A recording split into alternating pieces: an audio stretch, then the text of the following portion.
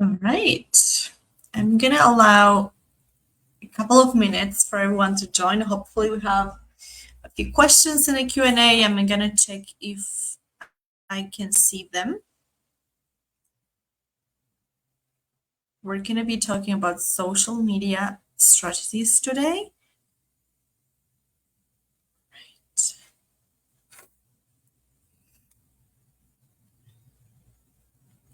Great. I'm going to get started in a minute. If you already have questions, please feel free to send them to the chat and let me know where you're joining me from.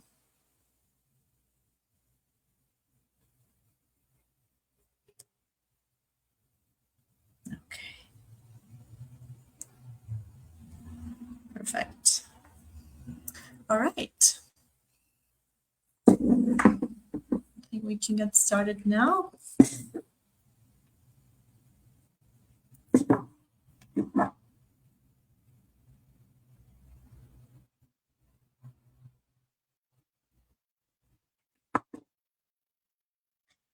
Right. Okay, so we're going to be talking about social media strategies today. So if you have any questions about how to use any of the social media channels, you can add them to the chat. Hopefully, we can work that out together. We can answer your questions and come up with a plan together. To get started, first, I wanted to share some cool statistics that I found online about social media in the wedding industry. So I have here my second screen should be all right. So we have a couple of cool strategies here and social media statistics. According to a survey by the Knot, 89% of the couples use social media during the wedding planning business to get inspiration, to get new vendors, etc. 70% of these couples say they use platforms like Pinterest, Instagram, and Facebook to find this wedding planning inspiration, making these social media channels the primary source as well to get social media ideas and trends more than magazines, TV shows, etc., which is a great statistic actually.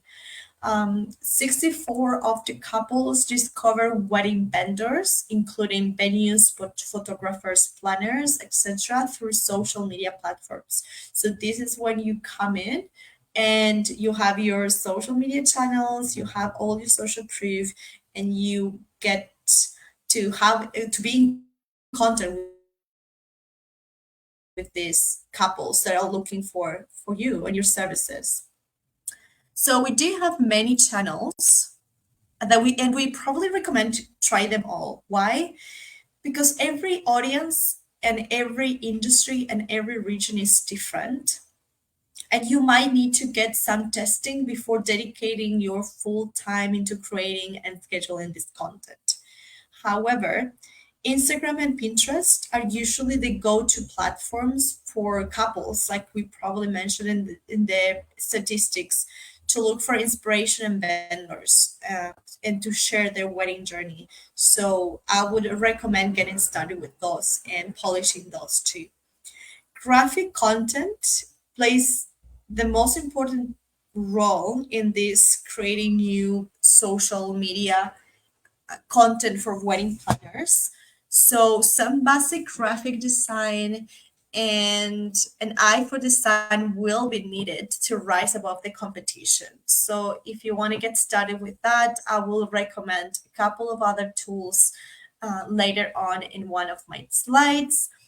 But well, any other platforms that you can use as well is Facebook, Twitter, YouTube, LinkedIn, TikTok, Snapchat, and of course, you can do some blogs on your website and be part of forums as well that will also create some extra exposure as well as guest posts, etc.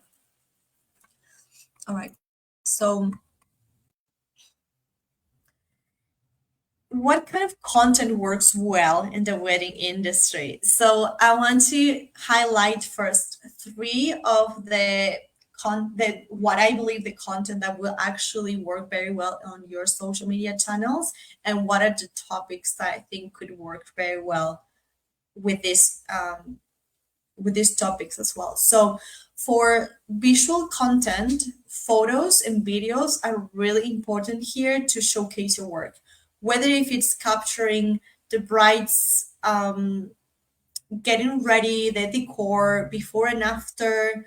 Um, if you have behind the scenes, I think that's a great way to showcase your work as well. Transformations, makeovers, whatever you have in terms of images, always save them and will I think that would be a great way to reach out to this new audience. Then for photo galleries, if you have any extra pictures about the bridal parties, the venues, special moments that can be captured during, before, and after the wedding, also have them in hand because they will help you probably resonate a little bit more with your audience. Keep in mind that high quality and professionally edited pictures will be really important in this case. And if you use them, please don't forget to credit the photographer and tag all the vendors for extra exposure because most likely these vendors will also share your post to their audience as well, which is great. And the last one is video highlights. Craft engaging video highlights for these weddings that you have been already working on and the ones that you're currently working on. This can provide comprehensive view of your services. People can see what you're offering, and well, this could be in the ceremony, dance floor, celebrations, behind the scenes, cakes. Um, just let the couples to have a glimpse of your creative process so they can see what you have to offer and what you know so they can take you as an expert in this field. You can also create informational videos such as tips for wedding planners or styling advice so you can also be showcased as the expert as I mentioned before. All right, so for this kind of content, I would also recommend this behind the scenes content, which is a great way to connect in a personal level with the audience. They will show that you're the one working there, you're the one behind the scenes, and you're the one offering the service at the end of the day. Also, client testimonials. This will provide a great social proof for your couples looking for a planner. And these real life stories resonate very well with engaged couples. They're looking to know the experience of others to help them decide for a new wedding planner for their wedding, right? Another one, as I mentioned before, educational content and interactive stories are really good here too. They work really well because you'll be sharing tips and advice for not only wedding planners but also for couples that are perhaps planning or they think they want to plan their own wedding and then they decide they want to hire a planner instead, or perhaps they're looking for a wedding planner and they want to do this styling, so perhaps you don't get to sell all the services at the same time, but you can start with one of the services and showing them what you know and what you have to offer and hopefully upsell them in the future. For styling, wedding planning, coordination the day of, and maybe just trying to upsell them in the future, right? Educational content will position you as an expert, like I mentioned before. And well, I guess that it's really good as well to share these stories in a interactive way. We're tried in the past creating some polls or Q&A sessions with these live stories that you can create so you can interact with them a little more and show them what you're working on, maybe even getting some advice from there or some ideas, which is always they always want to be part of that creative process, so I think it would be a good way to engage with them. Okay, let's go to the next slide. So these are the tips and this is what I suggest for content from the content insights that we discussed previously in one of the slides. These are the things that I would they will probably add an extra value on your social media channels. One of them is creating this visual consistency, because maintaining this cohesive style across all your content in color schemes, filters, branding elements such as icons or fonts or shapes will allow them to first be able to recognize you in the crowd, and second, knowing what they're expecting from you. Another important thing that I always try to share is taking advantage of the user generated content. This will encourage past clients and vendors to share these wedding photos and experiences, and giving you a wider pool of content to share. So let's say that your stylist or your florist is sharing content about their wedding. Feel free to interact with that content, repost, or maybe collaborate with them so they can work together and promote your services together. This will provide a authenticity. Since you will be showcasing a real wedding, you will be reposting content from someone else, so they will provide this authenticity. They know that they're sharing from another vendor and it's not you creating the content only, and it can resonate with these engaged couples a little more. So I would suggest giving that a try. Another thing is trends and inspiration. I think it's really important as well to stay updated and make sure you are following the latest wedding trends. Share inspiration boards or trend reports, have access to them, and not only just reading them, but also sharing them with these couples that are looking for the latest trends to be part of their weddings. This will establish you as a trendsetter, and this will probably stand you up from the crowd, and feel free to use it. You can be using Google Alerts for this. You will always have access to new content every time, and the latest news. If there is anything that you would like to know about your competition, like you can access that as well. One of my biggest tips here is uh, I think we are underestimating the power of repurposing content. And I want to talk a little bit about that, because this has many benefits. So, repurposing content basically involves taking existing content that you already have and you probably already posted, and presenting it in different formats to reach a bigger audience, right? The benefits is it's really easy here. There's not, it's a no brainer. It basically just saves you a lot of time. You don't have to start from scratch every time that you want to share a piece of content. It will reach new audiences, because some different audiences attract different um, ways to consume and to um, process that information you're sharing. Some of us like to read about it, some of us like to just check out a picture or watch a video from you, and it will allow you to capture all these three audiences easily. And of course, it will reinforce this message you want to share. This repetition will reinforce the key message and ideas you have from your brand. And that's also something really important for brand awareness. Then, how do we repurpose? I added in one of the future slides a couple of tools that we can use to repurpose content. But basically, what we want to do is, let's say we want to turn this blog post into video tutorials. You have the content, you just need to record and just share the same content in a different way, right? Transform this series of social media posts into an ebooks or someone a free that they can download from your website. That's usually really useful. People don't even know that you're offering this somewhere else, because perhaps they just got to your website by recommendation and they don't really know what you have on social media just yet. So they don't have access to that yet, and you want them to have access to all the content you can share.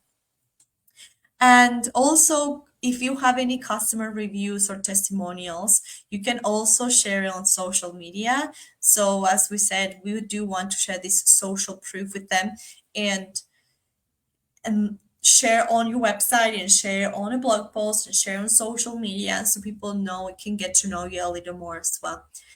Something really important about repurposing is that we have to, even if we're sharing on in different formats, video, images, graphics, text, make sure you will be maintaining this consistency in your messaging and branding so they know they're still your brand. It's not another brand copying your content, right? That's really important too. Okay, so um, this is will help you not only to save time but keep you a little bit more organized. And I always say that the content calendar should be kind of your social media bible, because that's where all your information is and where you can find everything. So the benefits mostly is, as it says there on that slide, you we want to, oh, I'm a little hidden there, I know that. Sorry, my camera is kind of on the way of the text. Okay, I'm gonna try to read it in the meantime anyway. Having consistency here is really important. It's been mentioned a couple of times, and I don't think you can say it enough. This will help you maintain this consistency. This plan will always keep your audience engaged and informed, but also they want to know what to expect from you, and you always be staying there top of mind of this audience. They know what to expect, how to expect it, and how it would look like. This is pretty much as having McDonald's here or having McDonald's in the US. You always know what you're expecting. There are these consistency protocols and rules that you also want to keep in mind and use in your business. Another one is the efficiency in your operations and, of course, saving time in the process. So, planning content in advance will save you a lot of time and it reduces the last minute scrambling for ideas, right? We don't want to start thinking today what to post today. We want to think in advance. It will allow you to organize your content a little better, and it will be easier to repurpose as well. For a strategic planning, it's really important on this one as well, because it will align your content to key events, holidays, wedding seasons. You always will be making sure that this message is relevant for your audience. Another benefit is having a variety of content, and you want to have this, keep it a little balanced, right? This will enables you to um, create different types of content and organize in a better way. Photos, video, blogs, just make sure you organize and you spread them out a little better. If you don't plan and if you don't have a content calendar, it is definitely harder to get. So I would recommend getting a content calendar, and I also provide tool recommendations for this as well in one of the next slides. And the last one that you might not be able to read in there is improve collaboration. If you are working with a team, with an assistant, with a collaborator, with a influencer, this content calendar will help you stay on the same page with everyone. They will be organized. They will be on the same plan. They will know what to expect as well, when to schedule, where to schedule, and so on. Please let me know if you have any questions in the meantime. I'm seeing a couple of messages there, and I know that we have some people from the Wedding CEO today joining us, so it would be great if we get questions from the platform as well. Okay, I'm gonna go to the next slide. This is another strategy that is getting increasingly overrated. I'm not sure why just yet, but it still plays a massive role in social media world. So don't forget to use this, please. why do you think we need to use hashtags? First is to categorize your content will increase the visibility. This will be easy to discover and it will be easier to get a wider audience that people might be looking for hashtag wedding. And perhaps you don't show up as an account, but you show up as a content, a blog that you or a post that you're posting on your Instagram, and that's how they reach you as well, right? I'm gonna give you a couple of examples too. Also, make sure you're targeting your audience. These wedding related hashtags will help you reach couples that are actively planning for the big day. And don't forget to use locations because, um, of course, you can add a hashtag, let's say hashtag wedding or hashtag bride to be, but anyone in the world can actually contact you if you're using this generic hashtag. So you need to make sure you're also using specific ones for your industry and for your target and for your region. And lastly, to improve the engagement. So you will be using these trending hashtags and people will be looking for your posts and it would be easier for them to engage with them, to repost, to even get other vendors to repost your content, which is great. So for example, let's suppose you're a wedding planner and you have a wedding planning business. You can reach popular wedding hashtags like we said, wedding or hashtag wedding planner, hashtag bride to be. Those are quite generic. Probably more people will look into your content there and you will have good insights, good engagement, but you want to also engage with your local potential clients, your local leads. So make sure you add location specific hashtags as well, such as Sydney weddings, New York City weddings. Just add your city and people will be easier, probably easier to find you. You have the opportunity to add up to 30 hashtags. So just you have a lot of space and time to get creative. Just feel free to add as many hashtags as you can. And I would recommend going to your phone, go to Instagram, check the Instagram's explore section, and you can look for wedding related content. And the algorithm will understand where you're going through, what you need, and what you want. So we'll start giving you and we'll start feeding you with all this content from wedding vendors, wedding planners that are offering their services. Maybe you can collaborate with them as well. And we'll have a lot of tips to collaborate with other accounts, which I'm really excited about. Okay. I would also recommend, like I said, mixing popular and niche hashtags, not only region based, but if you combine these widely used wedding hashtags with niche ones, it will help you to offer these specific services. Also, use very popular hashtags and not so popular. Um, the issue with the popular ones is that many people many accounts will actually post under those hashtags. So that means that you're posting today and probably tomorrow, your post will go far down the feed very quick and people might not see it anymore. It will just get lost in Instagram's, metaverse. So we don't want that. We want to get access to a little bit of those, but not as much so we don't get lost. And then people might be looking for these not so popular hashtags. They might not be posting or using those as much, but you can take advantage of those because you're going to be on top of the feed and people might have access to that content for a longer period of time.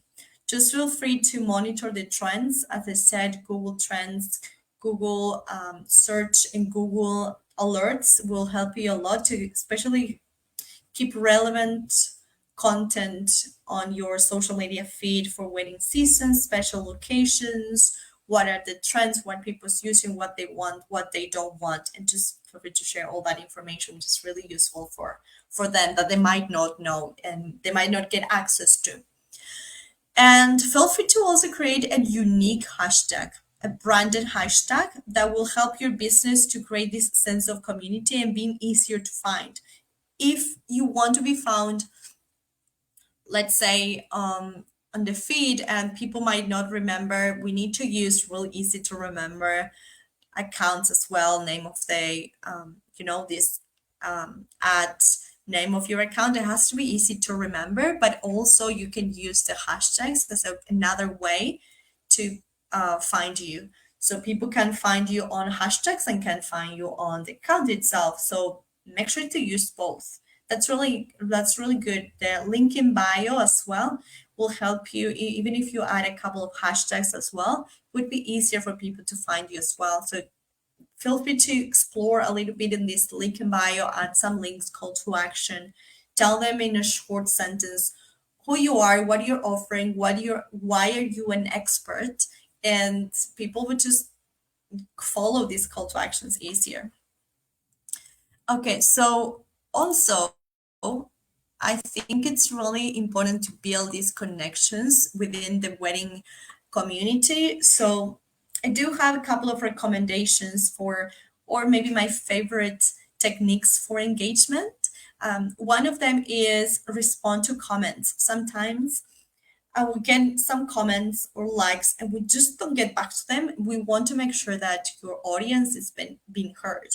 So engage with your audience promptly and try to respond to these comments, or maybe if they have questions, they will foster this sense of connection and community, and they will feel valued, that they know that you're on the other side of the screen. You want to value their input, you want to value the questions that they have, and you want to answer them. You want to be shown as the expert in this industry, right?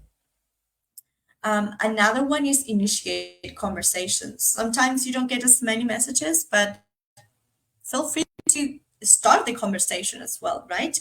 Maybe you can start with open-ended questions in your posts and the captions, so people can. This way, you will be encouraging a little bit of a conversation, and people can answer. People can ask more questions there, and this will invite the followers to share their thoughts. Make sure you react to them or maybe answer so they know that they're being listened to. Again, user generated content is gold here. So you want to use that. You want to repost what they have to offer. And this will be really good when it comes from someone else and it's not only this will showcase real experiences and also encourage others to contribute. So you're sharing someone else's content, and that person that created that piece of content will keep creating those because they know that they also reaching your audience. That's what you want to do. You want to be able to share someone else's content, and you like to be able to have other accounts to share yours. So the content is always moving, and you will be reaching someone else's audiences and the other way around. Another thing is running contests and giveaways.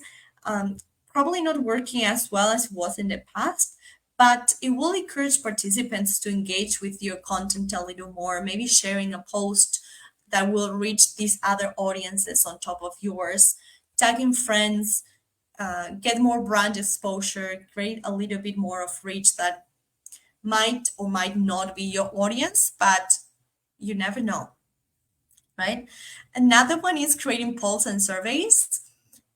This will involve your audience to make or be involved in the decision making in the process. Conducting calls and surveys will also allow them to engage a little more in creating these valuable insights that will help you and them at the same time.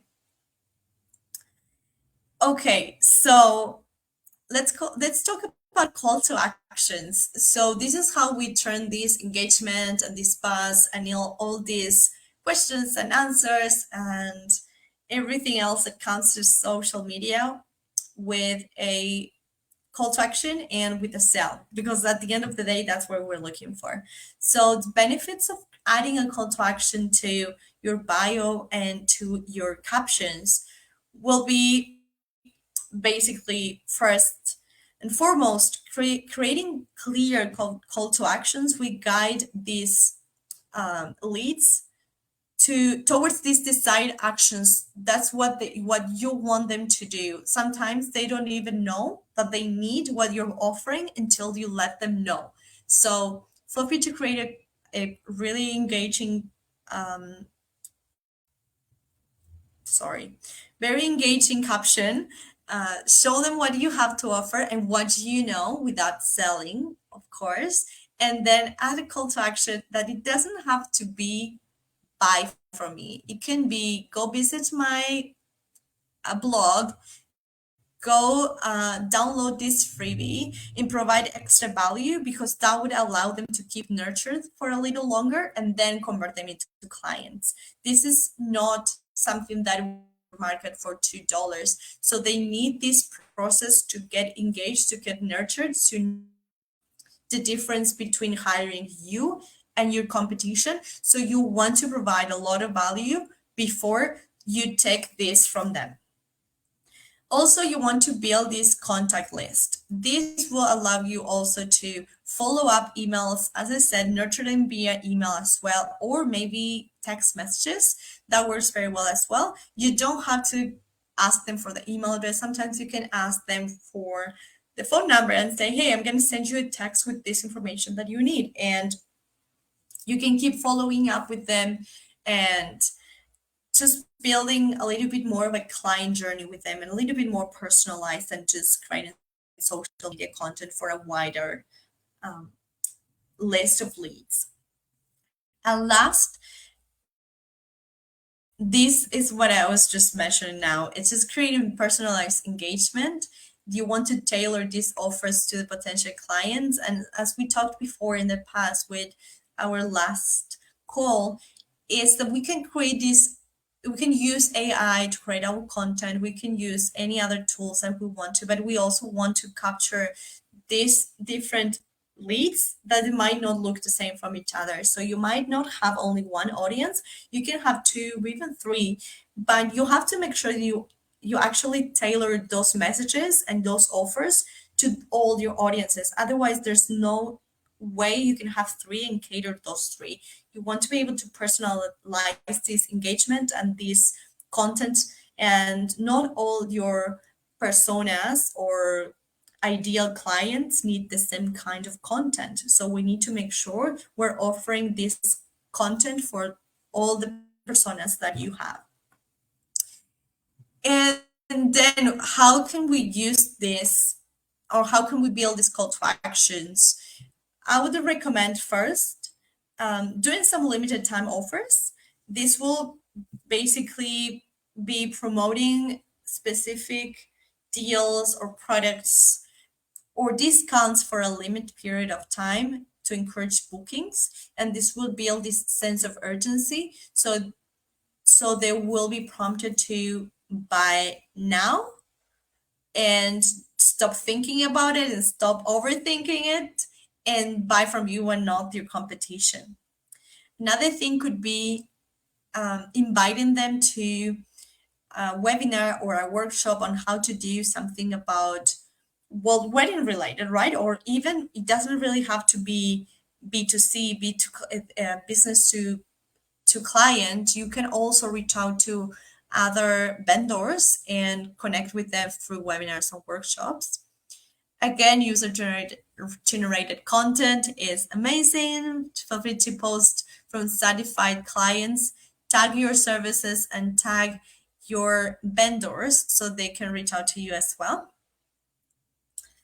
And well, other examples could be bonuses, giveaways, like I mentioned before, some discounts.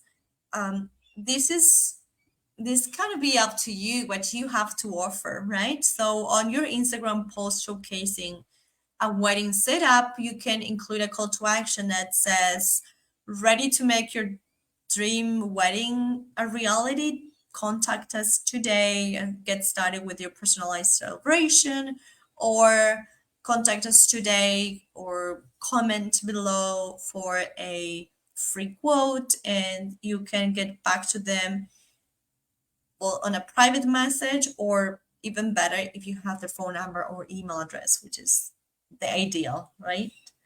They have any questions here?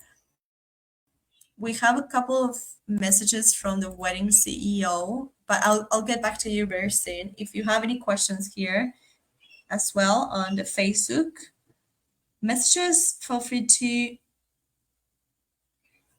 send me a comment. All right.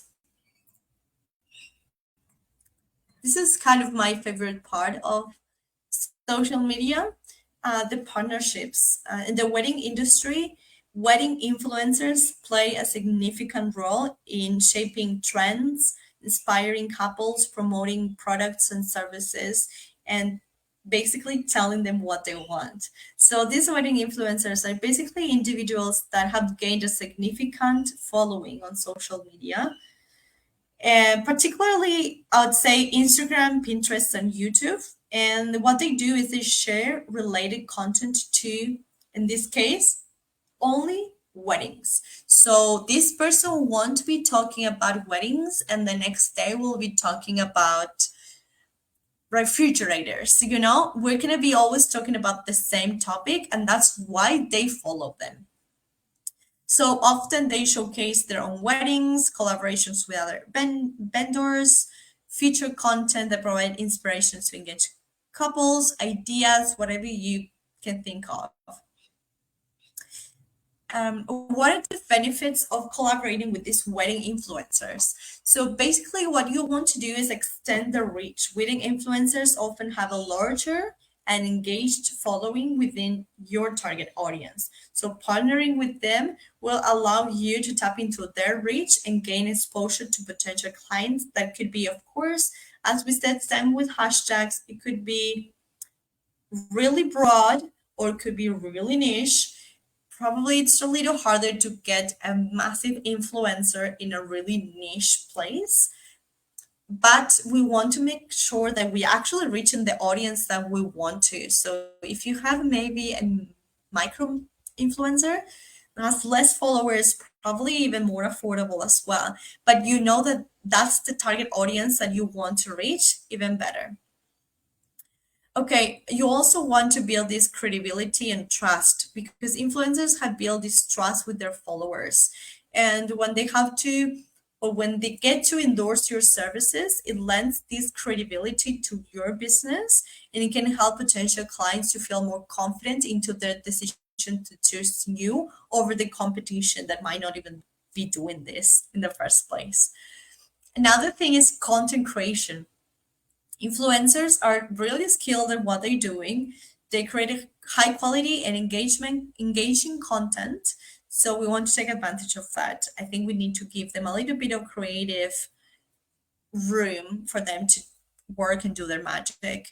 They can produce stunning visuals, share their experiences with your services, test it out, providing valuable user generated content as well for your social media. They can also provide you with feedback on your social media work for improvement, which is a big plus, never hurts.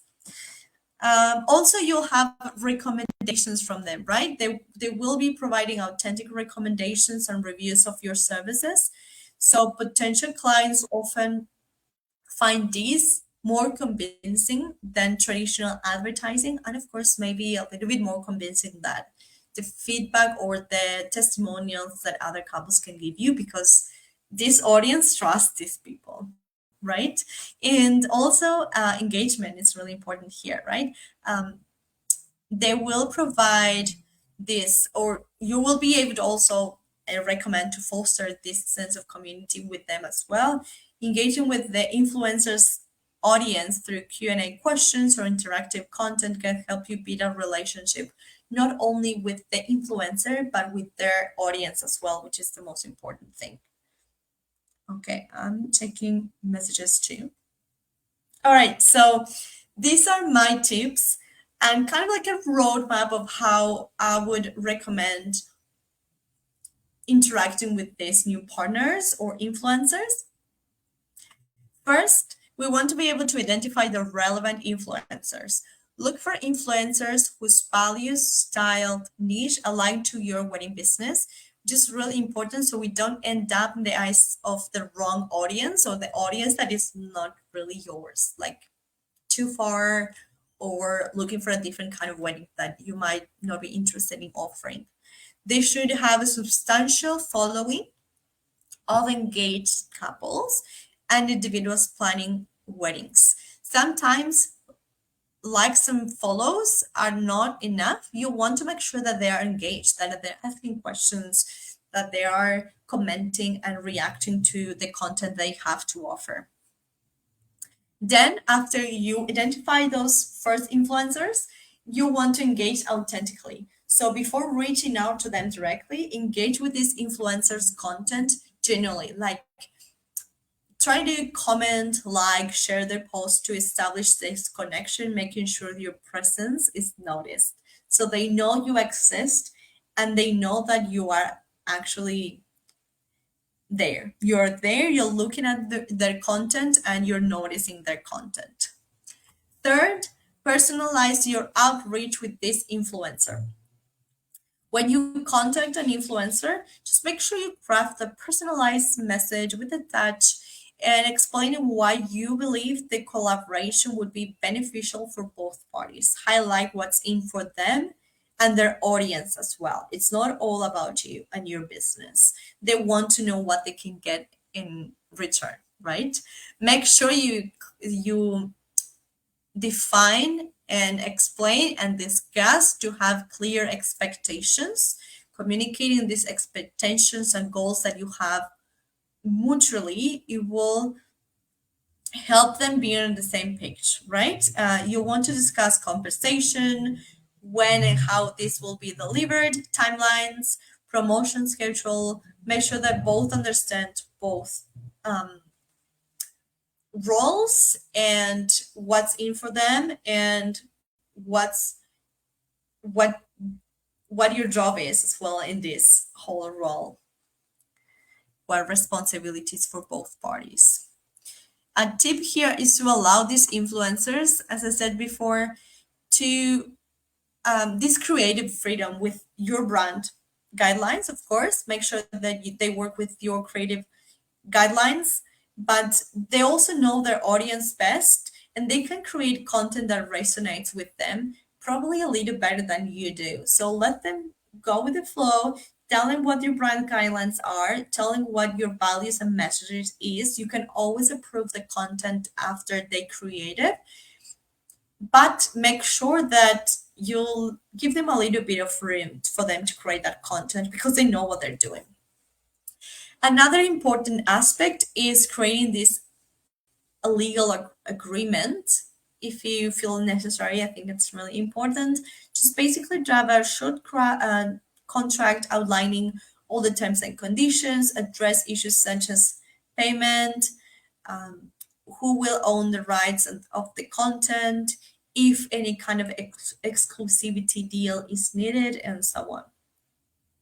After all is created, everything is approved, and everything is posted, make sure you track and measure results because this is what will determine if you want to keep working with them or not. So use tracking links and you'll need to probably track a couple of things here. You want to track the links and analytics to measure this success of the collaboration. You would like to probably get access to their metrics as well, such as engagement. You can check the website traffic changes, the conversions, so you can basically evaluate the impact of this campaign and see if this actually worked for you or not. This influencer might be able to help you with extra tools to track all this and make sure you agree on those in advance so you know what to expect at the end of this relationship. Of course, if everything goes well, you will consider, hopefully, you will consider building more and fostering this long-term relationship with the influencers rather than having a one-off campaign because this will probably be really useful for your business. Consistency reinforce this brand presence like we talked before. All right, so transparency is important here as well, I believe. You want to make sure that everything is clear for this collaboration. Influencers should also disclose that is sponsored content.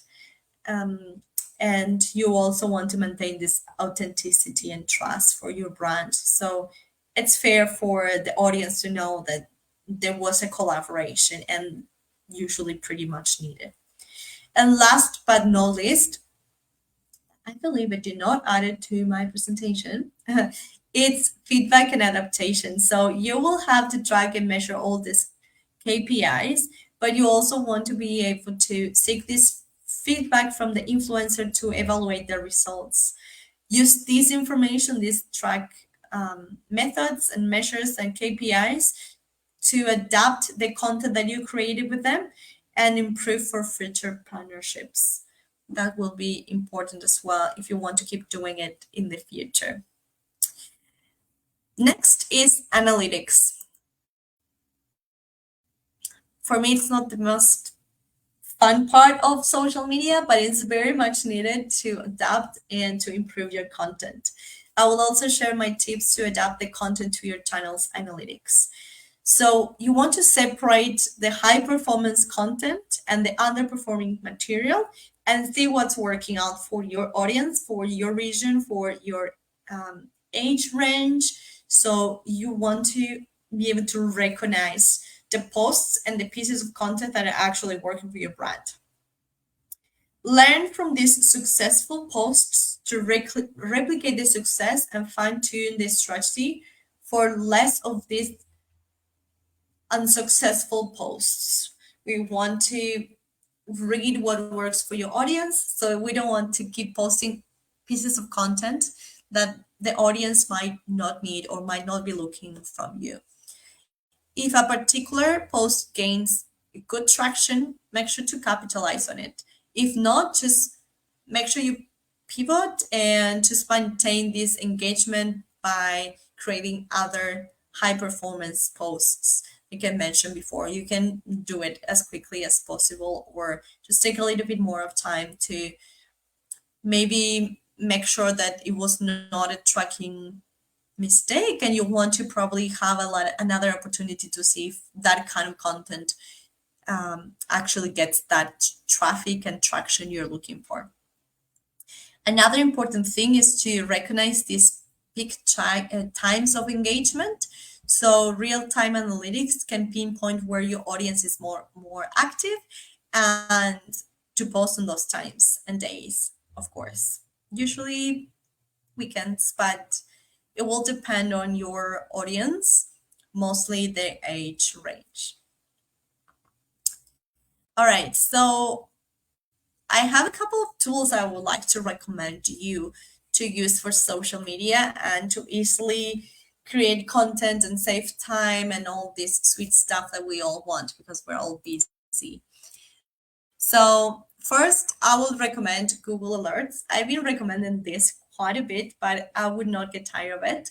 You want to set up Google Alerts to stay on top of the winning trends, your competition, new influencers, the industry. You can get everything, and please set up as many as you can. You can get news, blog posts, user generating content as well, and see what they're looking for and what they're sharing and what's working for your competition as well. Okay, OpenAI, commonly known as ChatGPT, will allow you to not only create these new ideas for your content calendar, but also help you writing the captions and searching for the best hashtags related to that caption, and they might be the most popular, so the niche ones, and make sure you teach this ChatGPT to get the best ones for you and for your brand and your message. So for scheduling, I have two that I really like to use. Social Champ and Loomly, pretty much the same thing. They offer pretty much the same. But this will help you to save up time to batch schedule all the information you have on a monthly basis or weekly basis And these tools now, they've been changing quite a bit, and they will not only help you build their captions and hashtags, because now they're integrating an own AI to the tool, which is great. So you can use as many tools as possible and keep it in one place. And they will help you with the captions and find related hashtags, same as ChatGPT pretty much. And they will also find the analytics there. So some of them even already have in the calendar when it's the best time to post that week. So take advantage of all this information, of course. For graphics, Canva is my go-to. It's easy. You can get inspiration from the templates and collaborate with your team or influencers. So there's no brainer there. Another tool that I really like to keep my content organized is Airtable. This will help you. This little tool will help you. It's actually not a little tool. It's a massive tool. It has it's really good, and it's not only for social media. You can do so many things there, but it will help you build your own content calendar in a beautiful and organized way. You can have everything there. So I would recommend it for sure. And you can also find some good websites to find influencers if you don't want to do it directly from Instagram, such as Influence City and Munio, and you will get there the analytics. Some of them have already the pricing where they're located, so you have that niche region for your niche audience for your services, what industry they're in, what kind of posts they do. You can go directly to Instagram to see what content they're posting and so on. So that one is really good as well. All right, that's pretty much all for me. If you have any questions and you'd like to share some information or any comments, please feel free to reach out to me. I'm gonna double check I'm not getting any messages at this time, but I hope you liked it. If you have more questions and you're watching the replay, please feel free to do that as well. I'll try to answer as many questions as possible, or you can always email me at mariana at weddingacademyglobal.com. Thank you so much, everyone. I hope you enjoyed it and you had a fantastic day. I'll see you soon.